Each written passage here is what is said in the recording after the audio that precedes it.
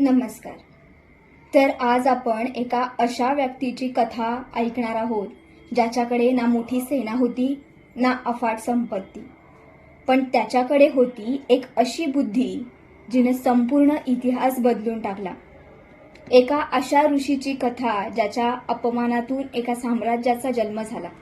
एका अशा रणनीतिकाराची कथा ज्यानं भारताला एकत्र आणण्याचं स्वप्न पाहिलं.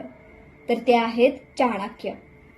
चाणक्य, ज्यांना काही जण कौटिल्य म्हणतात तर काही जण विष्णुगुप्त. त्यांच्या विचारांमध्ये होती दूरदृष्टी, त्यांच्या शब्दांमध्ये होतं ज्ञान आणि त्यांच्या योजनांमध्ये होती इतिहास बदलण्याची ताकद. आज आपण अश्वनी शर्मा लिखित चाणक्य या पुस्तकाच्या प्रवासाला सुरुवात करणार आहोत. तर या प्रवासात आपल्याला भेटेल एक संघर्ष, राजकारण, सूड, बुद्धिमत्ता, नेतृत्व आणि जीवनाला दिशा देणारे अनेक विचार. चला तर सुरू करूया. रात्र खूप शांत होती. गुरुकुलाच्या अंगणात मंद वारा वाहत होता. काही शिष्य आचार्य चाणक्यांसमोर बसले होते. त्यांच्या मनात एक प्रश्न सतत घोळत होता की माणसाच्या जीवनात सर्वात मोठं आकर्षण कोणतं असतं आणि ते माणसाला कसं बदलतं. त्यावेळी आचार्य चाणक्य शांतपणे बोलू लागले की या जगात अनेक शक्ती आहेत. धनाची शक्ती आहे, सामर्थ्याची शक्ती आहे, ज्ञानाची शक्ती आहे, पण माणसाच्या मनाला सर्वाधिक जखडून ठेवणारी एक वेगळीच शक्ती आहे आणि ती म्हणजे मोह. भगवान श्रीकृष्णांनी गोवर्धन पर्वत उचलला, अनेक संकटांवर विजय मिळवला, पण जगातील मोहाच्या प्रभावापासून सुटका करणं हे सर्वांसाठीच कठीण असतं. मग सामान्य मनुष्य ही गोष्ट तरी कसं करेल. आचार्य म्हणाले की माणूस जेव्हा जीवनात पुढे जातो तेव्हा त्याच्या मार्गावर अनेक आकर्षणं येतात. कधी संपत्ती त्याला बोलवते, कधी सत्ता त्याला आकर्षित करते आणि कधी मनाच्या भावनांचं जाळं त्याला वेढून टाकतं. माणूस अनेकदा असा विचार करतो की त्याच्याकडे धन असेल, वैभव असेल तर जग त्याच्याकडे आकर्षित होईल, पण तो हे विसरतो की धन आणि आकर्षण या दोन्ही गोष्टी स्थिर नसतात. त्या एका जागी कायम राहत नाहीत. ज्या गोष्टी आज आपल्याजवळ आहेत त्या उद्या नसतीलही. मग चाणक्य पुढे म्हणतात की जीवनातील मोठे निर्णय घेताना घाई करू नये, विशेषतः विवाहासारख्या निर्णयात, कारण एका चुकीच्या निर्णयाचा परिणाम संपूर्ण आयुष्यभर माणसाला सोबत करावा लागू शकतो. माणूस अनेकदा बाह्य सौंदर्याकडे आकर्षित होतो. डोळ्यांना दिसणारं रूप त्याला भुरळ घालू लागतं, पण सौंदर्य कायम राहत नाही. वेळ प्रत्येक गोष्ट बदलते. खरं मूल्य असतं ते स्वभावाचं, निष्ठेचं आणि सद्गुणांचं. प्रेम ही एक विचित्र गोष्ट आहे. कमळाच्या फुलात अडकलेल्या भुंग्यासारखा माणूसही कधी प्रेमाच्या बंधनात अडकतो. त्याला त्या भावनांमधून बाहेर पडणं कठीण होतं. जगात अनेक बंधनं आहेत, पण प्रेमाचं बंधन सर्वात शक्तिशाली असतं. एक सावधानतेचा इशाराही देतात. प्रत्येक गोड बोलणारी व्यक्ती मनानेही तशीच असेल असं नसतं, तर प्रत्येक हसरा चेहरा विश्वासास पात्र असेलच असंही नसतं. त्यामुळे माणसानं फक्त शब्दांवर नाही तर स्वभावावर आणि कृतीवर विश्वास ठेवायला शिकायला हवं. जीवनात अशा व्यक्तीचा सन्मान करावा ज्या नात्यांमध्ये निष्ठा ठेवतात, सत्यानं वागतात आणि मनापासून प्रेम करतात, कारण अशा व्यक्तीच खऱ्या अर्थानं संसाराचं सौंदर्य असतात. आचार्य चाणक्य शेवटी शांत स्वरात म्हणतात की मोहाच्या मागे धावताना माणूस अनेकदा स्वतःलाच हरवून बसतो, पण जो माणूस विवेक जपतो, आपल्या मनावर नियंत्रण ठेवतो, तोच खऱ्या अर्थानं जीवनाचा मार्ग शोधतो.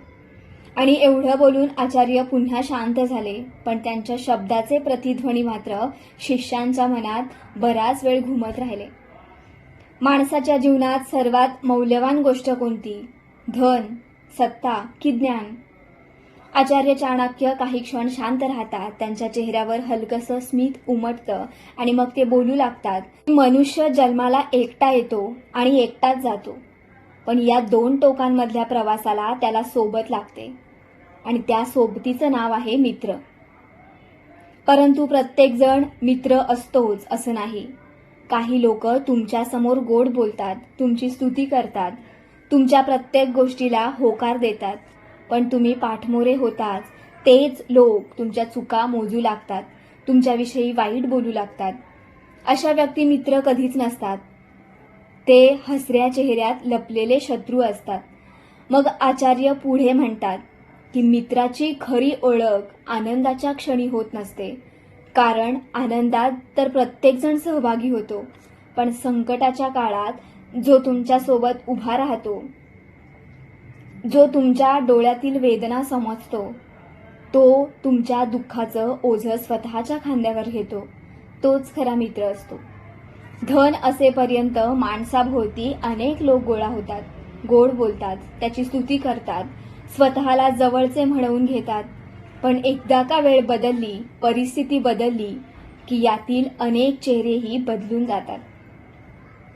कारण काही नाती मनाशी जोडलेली नसतात, तर ती फक्त स्वार्थाशी जोडलेली असतात. मित्र निवडताना माणसानं खूप सावध राहायला हवं, कारण मैत्री ही एका दिवसात निर्माण होत नाहीत आणि एका चुकीच्या व्यक्तीमुळे आयुष्य उद्ध्वस्तही होऊ शकतं. आचार्य पुढे म्हणाले की जो बुद्धिमान आहे, जो आदर ठेवतो, जो निर्भय आहे, जो त्याग करू शकतो आणि ज्याच्यामध्ये विनय आहे, अशाच व्यक्तीशी मैत्री करावी. कारण वाईट स्वभावाच्या माणसाशी केलेली मैत्री म्हणजे हातात निखारा घेण्यासारखं असतं. तो कितीही शांत दिसत असला तरी योग्य वेळी तो जाळणारच. आरशात जसं माणसाचं प्रतिबिंब दिसतं, तसंच एखाद्या व्यक्तीच्या मित्रांवरून त्याचा स्वभाव दिसून येतो.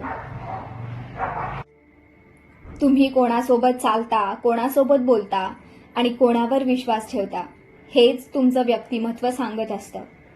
आचार्य काही क्षण पुन्हा थांबतात आणि पुन्हा म्हणतात की संकटाच्या वेळी जो तुमच्यासाठी स्वतःचं रक्त आणि घाम सांडतो, जो तुमचं रक्षण करतो, तोच खरा तुमचा मित्र.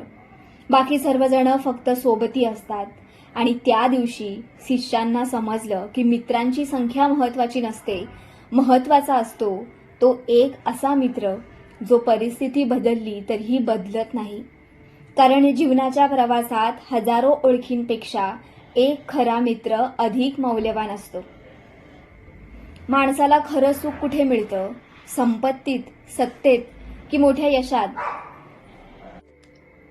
माणूस कितीही मोठा झाला, कितीही धन कमावलं, कितीही प्रसिद्धी मिळवली, तरी दिवसाच्या शेवटी तो जिथे परततो ते म्हणजे त्याचं कुटुंब. कुटुंब हे फक्त 4 भिंतींचं घर नसतं, तर ते माणसाच्या जीवनाचं आश्रयस्थान असतं. पण प्रत्येक घर सुखी असतंच असं नसतं. ज्या घरात सतत भांडणं असतात, जिथे प्रेमाऐवजी राग असतो, जिथे एकमेकांविषयी आदर नसतो, तिथे संपत्ती असली तरी शांतता नसते. आचार्य पुढे म्हणतात की ज्या घरातील मुलगा आपल्या वडिलांच्या शब्दांचा आदर करतो, ज्या घरातील पत्नी निष्ठावान असते, जिथे घरातील सर्व सदस्य एकमेकांशी प्रेमानं आणि समजुतीनं वागतात, त्या घरात स्वर्गासारखं सुख असतं. माणसाच्या जीवनात अनेक दुःख येतात, कधी चुकीचे निर्णय, कधी अज्ञान, कधी परिस्थिती, पण दुसऱ्याच्या घरात आश्रित म्हणून जगण्या इतकं मोठं दुःख दुसरं कोणतंच नसतं. म्हणून प्रत्येकाने आपल्या घराचं महत्त्व समजून घ्यायला हवं. आचार्यांनी मुलांबद्दलही सांगितलं की लहान मुलं ओल्या मातीसारखी असतात. जसा आकार तुम्ही त्यांना द्याल तशी ती घडतात. जर त्यांना योग्य संस्कार मिळाले, योग्य शिक्षण मिळालं, चांगल्या सवयी दिल्या, तर ती मोठेपणी कुटुंबाचं नाव उज्ज्वल करतात. पण जर अति लाड केले, शिस्त शिकवली नाही, तर त्याच मुलांचा मार्ग चुकू शकतो. पुढे आचार्य म्हणतात की मुलगा 5 वर्षाचा असेपर्यंत त्याच्यावर प्रेम करावं, त्याचे लाड करावेत. त्यानंतर त्याला शिस्त शिकवावी आणि जेव्हा तो मोठा होईल तेव्हा त्याच्याशी मित्रासारखं वागावं. एक सुगंधी फूल संपूर्ण जंगल सुगंधित करू शकतं, त्याचप्रमाणे एका घरातील एक सद्गुणी मुलगाही संपूर्ण कुटुंबाचं नाव उजळवू शकतो. पण एका झाडाला लागलेली आग जसं संपूर्ण जंगल जाळून टाकते, तसंच घरातील एका व्यक्तीच्या चुकीच्या वागण्यामुळं संपूर्ण कुटुंबाला त्रास सहन करावा लागू शकतो. आचार्य काही क्षण शांत झाले. मग ते मंद स्वरात म्हणाले की घर मोठं असणं महत्वाचं नसतं, तर त्या घरात राहणाऱ्या मनांचा मोठेपणा खूप महत्वाचा असतो. कारण जिथे प्रेम असतं तिथे आदर असतो, जिथे एकमेकांची साथ असते तिथेच खरं सुख जन्म घेतं. आणि मग त्या दिवशी शिष्यांना समजलं की जग जिंकण्यापूर्वी माणसानं स्वतःचं घर जिंकायला शिकायला पाहिजे. आता धर्म म्हणजे नेमकं काय? मंदिरात जाणं, पूजा करणं की आणखी काही? आचार्य चाणक्य आपल्या आसनावर शांतपणे बसले होते. त्यांच्या डोळ्यात गंभीरता होती. काही क्षण शांत राहून ते बोलू लागले. मनुष्य जन्माला येतो, तो जगतो आणि मग एक दिवस या जगातून निघून जातो. पण या छोट्याशा प्रवासात तो अनेक गोष्टींच्या मागे धावत राहतो. धन असो, संपत्ती असो, मान सन्मान, सत्ता, ह्या सगळ्या गोष्टींच्या मागे तो धावत असतो. पण या सगळ्या गोष्टी कायमस्वरूपी नसतात. आचार्य म्हणतात की माणसाचं आयुष्य क्षणभंगूर आहे. आज जे आहे ते उद्या नसेलही. म्हणून या नश्वर जगात जर काही शाश्वत असेल तर ते सत्य आणि धर्म. जो मनुष्य सत्याचा मार्ग स्वीकारतो, जो चांगली कर्म करतो, जो इतरांच्या भल्याचा विचार करतो, तोच धर्माच्या मार्गावर चालतो. आणि धर्म हा फक्त बाह्य आचरणात नसतो, तर तो माणसाच्या विचारांमध्ये असतो. माणूस तीर्थयात्रा करू शकतो, अनेक धार्मिक विधी करू शकतो, पण जर त्याच्या मनात द्वेष, लोभ आणि पाप भरलेलं असेल तर त्या गोष्टींचा काहीच उपयोग होत नसतो. आचार्य पुढे म्हणतात की मद्यानं भरलेलं भांड कितीही वेळा धुतलं तरी त्याचा वास पूर्णपणे जात नाही. त्याचप्रमाणे मन अशुद्ध असेल तर फक्त बाहेरून धार्मिक दिसण्यात काहीच अर्थ नसतो. शिष्य अत्यंत लक्ष देऊन ऐकत होते. आचार्य पुढे म्हणतात की या जगात जे काही घडतं ते नियतीच्या नियमांनुसार घडत असतं. माणूस अनेक योजना आखतो, भविष्याचा विचार करतो, पण प्रत्येक गोष्ट त्याच्या हातात नसते. म्हणून चिंता करत बसण्यापेक्षा चांगली कर्म करत राहणं अधिक महत्वाचं असतं. जो भुकेल्याला अन्न देतो, जो गरजू व्यक्तीला मदत करतो, जो दुसऱ्यांच्या दुःखात सहभागी होतो, त्याचं पुण्य अनेक पटींनी वाढतं. आचार्यांचा आवाज आता अधिक शांत झाला. ते पुढे म्हणतात की माणसाच्या शरीरात डोळे आहेत, कान आहे, मन आहे आणि इच्छा आहेत. पण जो स्वतःच्या मनावर नियंत्रण ठेवतो, तो आपल्या इंद्रियांना वश करतो, तोच खऱ्या अर्थानं मुक्त होतो. कारण बंधनं आणि मुक्ती या दोन्ही गोष्टींचं मूळ एकाच ठिकाणी असतं, ते म्हणजे मनात. काही क्षणांसाठी संपूर्ण वातावरण शांत होतं. त्या दिवशी शिष्यांना समजलं की धर्म म्हणजे केवळ पूजा अर्चा करणं नसतं. धर्म म्हणजे सत्यानं जगणं, चांगलं वागणं आणि स्वतःचं मन शुद्ध ठेवणं. कारण देवाला शोधण्यासाठी दूर जाण्याची गरज नसते. जर मन शुद्ध असेल तर देव तिथेच सापडतो. जीवन यशस्वी कसं होतं? मोठं होण्यासाठी नेमकं काय करावं लागतं? आचार्य चाणक्य काही क्षण शांत राहिले.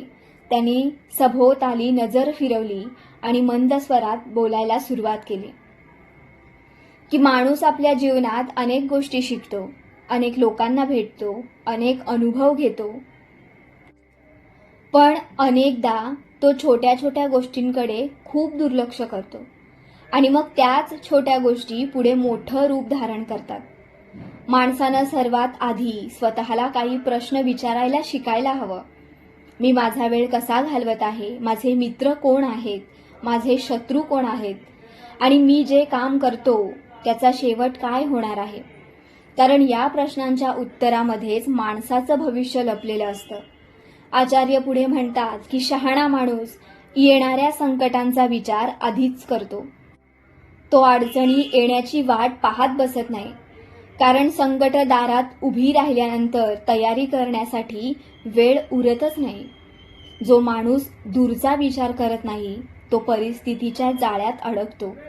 आचार्य अचानक आजूबाजूंच्या प्राण्यांकडे बोट दाखवत म्हणाले की या निसर्गात प्रत्येक जीव आपल्याला काही ना काही शिकवतो.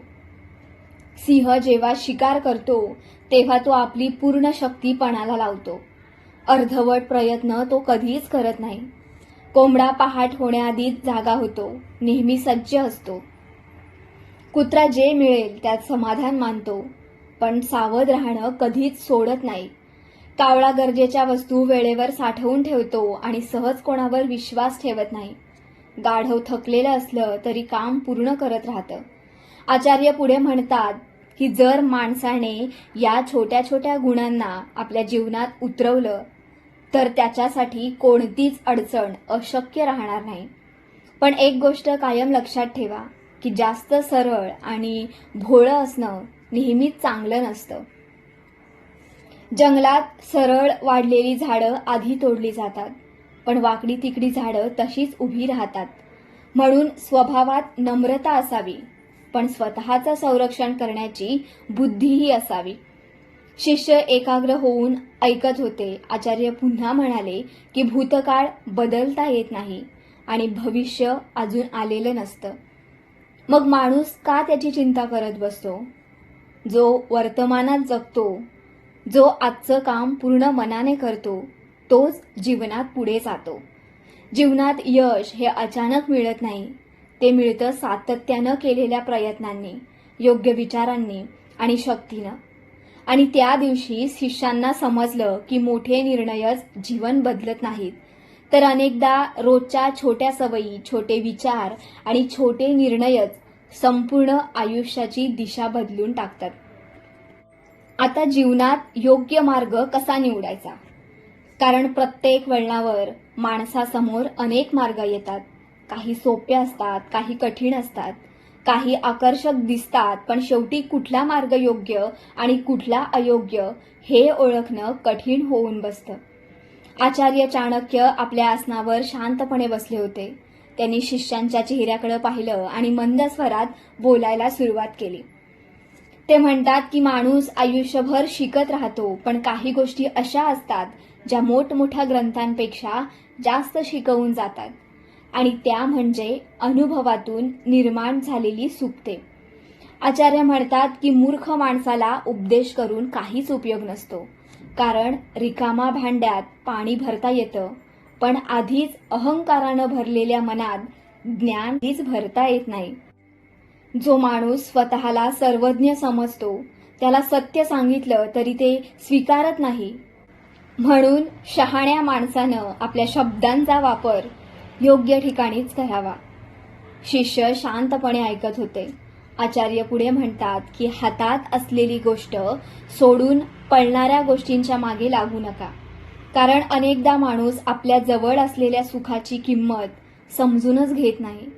तो आणखी गोष्टी मिळवण्याच्या मागे धावतो, आणखी मिळवण्याचा प्रयत्न करतो, आणि मग शेवटी जे हातात होतं तेही निसटून जातं आणि जे मिळवण्यासाठी धावत होता तेही मिळत नसतं. जीवनात लोभ माणसाला आंधळं बनवतो. आचार्य काही क्षण थांबले, मग पुन्हा बोलू लागले. नदीवर पूर्ण विश्वास ठेवू नये, कारण तिचा प्रवाह कधी बदलून जाईल ते सांगता येत नाही. शस्त्र हातात घेतलेल्या माणसावरही पूर्ण विश्वास ठेवू नये, कारण रागाच्या भरात त्याचं मन कधी बदलेल तेही सांगता येत नाही. माणसानं जीवनात सतत सावध राहायला हवं, कारण संकट येण्यापूर्वी त्याची चाहूल लागत नसते. आचार्य पुढे म्हणतात की जीवनात प्रत्येक गोष्ट गोड दिसते म्हणून ती चांगलीच असं समजू नये. विष देखील कधी कधी सुंदर पात्रात ठेवलेलं असतं, आणि म्हणून बाह्य रूपावर नाही तर स्वभावावर आणि कृतीवर विश्वास ठेवावा. शिष्य आता एकाग्रतेने ऐकत होते. प्रत्येक शब्द त्यांच्या मनात उतरू लागला होता. आचार्य पुढे म्हणतात की माणूस अनेकदा संकटात अडकतो, कारण तो योग्य वेळी योग्य गोष्ट ओळखू शकत नाही. तो लोकांवर डोळे बंद करून विश्वास ठेवतो, स्वार्थी लोकांना आपलं समजतो आणि नंतर जेव्हा सत्य समोर येतं तेव्हा खूप उशीर झालेला असतो. जीवन म्हणजे सतत चालणारी परीक्षा असते. प्रत्येक माणूस, प्रत्येक प्रसंग, प्रत्येक निर्णय तुम्हाला काहीतरी शिकवत असतो. आचार्यांचा आवाज आता गंभीर झाला होता. ते म्हणतात की जो माणूस अनुभवातून शिकतो तो शहाणा बनतो, पण जो एकच चूक पुन्हा पुन्हा करत राहतो त्याला कोणतंच ज्ञान वाचवू शकत नाही. काही क्षणांसाठी संपूर्ण वातावरण शांत होतं. त्या दिवशी शिष्यांना समजलं की जीवनातील मोठी सत्य नेहमी मोठ्या शब्दांनी सांगितली जात नाहीत, तर काही वेळा ती काही छोट्या वाक्यांमध्ये लपलेली असतात आणि त्या छोट्या वाक्यांनाच सुक्ते म्हणतात. आचार्य चाणक्य शांतपणे त्यांच्याकडे पाहत होते. या जगात माणूस खूप काही शिकतो, अनेक पुस्तकं वाचतो, अनेक गोष्टी वाचतो, पण काही शब्द असे असतात जे संपूर्ण जीवन बदलण्याची ताकद ठेवतात आणि अशा शब्दांनाच सुभाषिते म्हणतात. आचार्य पुढे म्हणतात की माणसाचं आयुष्य खूप मौल्यवान आहे. परमेश्वरानं दिलेली ही देणगी सहज मिळालेली नाही. मजबूत शरीर, विचार करण्याची बुद्धी आणि कर्म करण्याची शक्ती, या सगळ्या गोष्टी माणसाला कारणाशिवाय मिळालेल्या नाहीत. जोपर्यंत मृत्यूने आपल्याला झडप घातलेली नाही तोपर्यंत माणसानं स्वतःसाठी आणि इतरांच्या कल्याणासाठी सत्कर्म करत राहायला हवे. शिष्य एकाग्र होऊन ऐकत होते. आचार्य पुढे म्हणतात की काही लोक परमेश्वराला मंदिरात शोधतात, काही मूर्तीमध्ये शोधतात, पण ज्ञानी माणूस सर्वत्र परमेश्वर पाहतो. त्याच्यासाठी हा संपूर्ण संसारच ईश्वरमय असतो. आकाशाकडे पहा, तारे चमकत आहेत पण ते कायमचे नाहीत. फुलं उमलतात पण तीही कोमेजतात. शरीर जन्माला येतं आणि एक दिवस नष्ट होतं. या जगात सर्व काही क्षणभंगूर आहे, पण या नश्वर जगात एक गोष्ट मात्र कायम राहते, ती म्हणजे सत्य. आचार्यांचा आवाज आणखी गंभीर झाला. ते पुढे म्हणाले की जर तुम्हाला ज्ञानी व्हायचं असेल तर आधी उत्तम श्रोता व्हायला शिका. कारण फक्त बोलण्यातून ज्ञान वाढत नाही, ऐकण्यातूनही ज्ञान मिळतं. जो मनापासून ऐकतो तो सत्य समजू लागतो आणि हळूहळू स्वतःलाही ओळखू लागतो. काही क्षण शांतता पसरली. मग आचार्य पुन्हा म्हणाले की खरी मैत्री ही अटींवर टिकत नाही, ती प्रेमावर टिकते, विश्वासावर टिकते आणि संकटाच्या काळात दिलेल्या साथीतून ओळखली जाते. गरज पडली तर जो मित्रासाठी स्वतःचं सर्व काही द्यायला तयार होतो तोच खरा मित्र. आणि लक्षात ठेवा की कागदाची फुलं कितीही सुंदर दिसली तरी त्यांना खऱ्या फुलांसारखा सुगंध कधीच येत नसतो. त्याचप्रमाणे खोटेपणा काही काळ सुंदर दिसू शकतो, पण सत्य कायम लपून राहत नाही.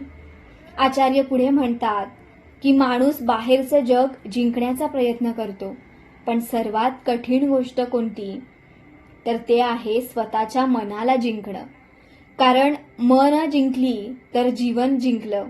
आणि त्या रात्री शिष्यांना जाणवलं की सुभाषित म्हणजे फक्त सुंदर वाक्य नसतात, ती जीवनाला दिशा देणारी दीपस्तंभ असतात.